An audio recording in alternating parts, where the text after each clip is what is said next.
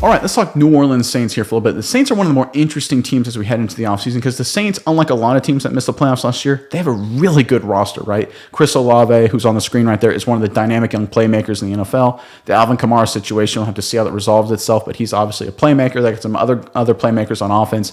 Their defense is really good. People forget they were top 5 in sacks in the NFL last season. That's one of the most important statistics on the defensive side and, frankly, overall team structure side. So this team has a lot of talent. They just got to address a couple key needs in the offseason. And there's a couple reports coming out of the Saints that shows that they are doing the kind of the preliminary moves, setting things in motion to make some massive changes to potentially head back to the playoffs. But before we get into that, Saints fans, Who Dat Nation, I want to hear from you guys in the comment section below. We're going to talk about some potential additions to the Saints roster going forward this offseason.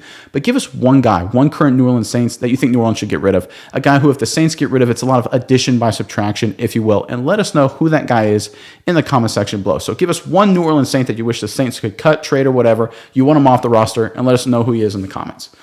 But okay, like I was talking about the New Orleans Saints, right? This is a roster that's actually built to be competitive and win now in a division that is very winnable, right? We talk about all the times.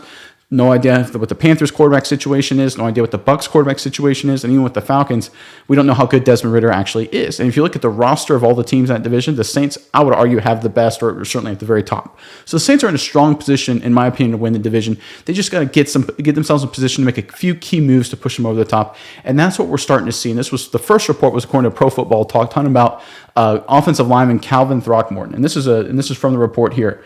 Nick Underhill of New Orleans Football reports that Throckmorton has re-signed with the team, the New Orleans Saints. It's a one-year deal worth $940,000. Again, incredibly cheap.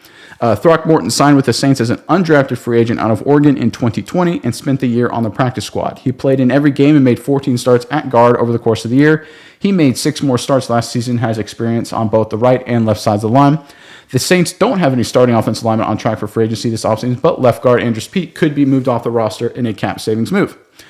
And I think we're starting to see this is the first move. The reason you bring back a guy like Throckmorton here, who was going to be a restricted free agent, which means other teams could have potentially bid for his services, is you think he's good enough to be a starter on this offensive line. He obviously has the experience to do it. Kind of a swing player, can be on the left and right side offensive line. So to me, this is a move. You lock in this first, so that way in the future you can move off Pete.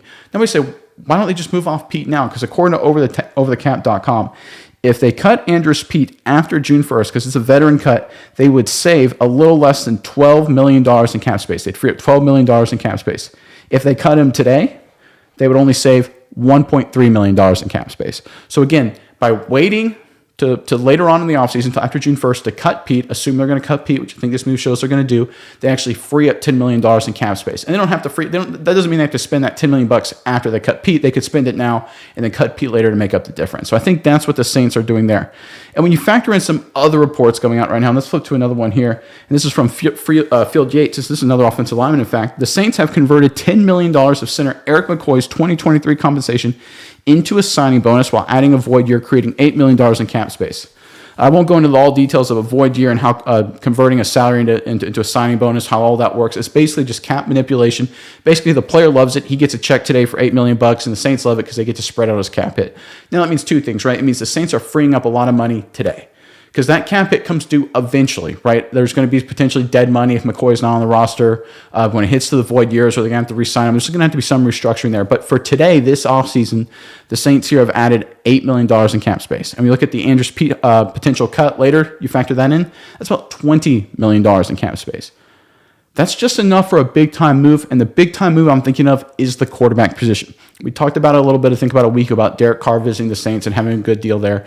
I think they're after Derek Carr. I think after talking with Carr and sitting him down at the table, and probably speaking with Derek Carr, his agent as well, they have an understanding of what Carr is looking for in a contract, and they're trying to create the cap space to make it work, right? We talked about it a few days ago, what they did with Marcus May to free up cap space. So it's clear to me they're trying to create enough cap space to get Derek Carr in the building, most likely with a big signing bonus and then a long-term deal that's like got a lot of void, low salary years on the back end.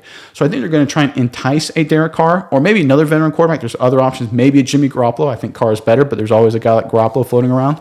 But you entice one of those veterans with a big check up front, $25 million, $22 million. You free up the cap space to cover it. And then on the back end, you structure his contract so you can cut him 2 or 3 years from now, right? Everyone understands that's how the business works. In fact, that's what the contract Derek Carr essentially signed last offseason with the Raiders, so he understands how it works.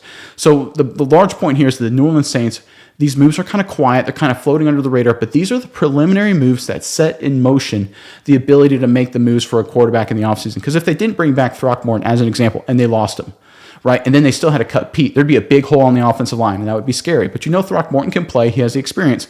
So now you re-signed him. It frees you up to cut Pete. You make sure you convert Eric McCoy's his compensation into a signing bonus, add the void year, frees up the cap space now to go after the quarterback, right? These are the preliminary moves. So keep your eye on this, Saints fan, right? These moves are kind of quiet under the radar. You're not going to hear a lot about them on the front pages of ESPN or whatever. But these are the moves that are set in motion for a massive move coming in the future.